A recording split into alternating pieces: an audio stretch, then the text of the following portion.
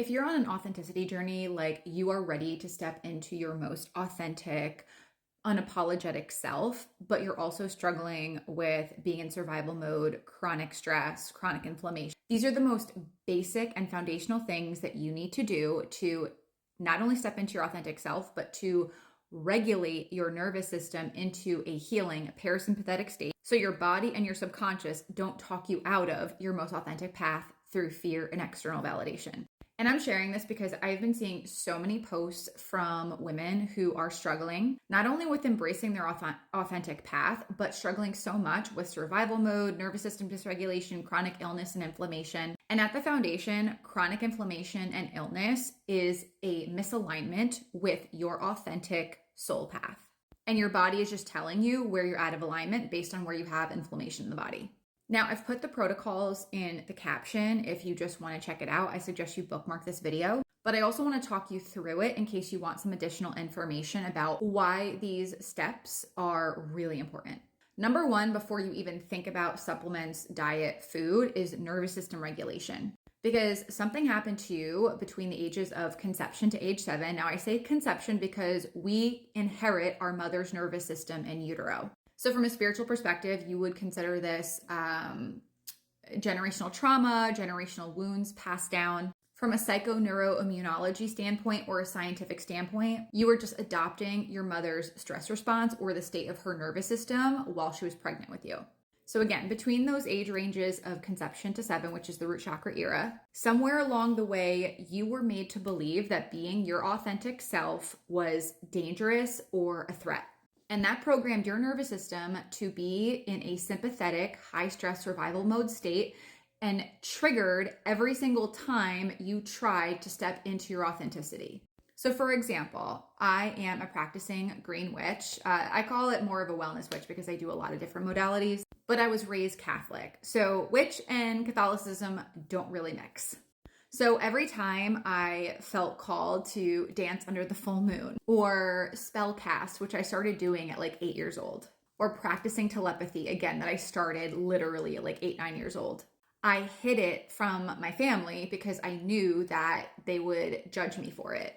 So this is why nervous system regulation is so important, because if you're not regulating your nervous system, nutrition intervention is only going to go so far, because when you have a stressed nervous system in a chronic sympathetic state, it depresses digestion, which affects nutrient absorption. So if you're just doing the nutrition route, you're not taking a well-rounded approach because your digestive system can't really absorb as much of what you're taking.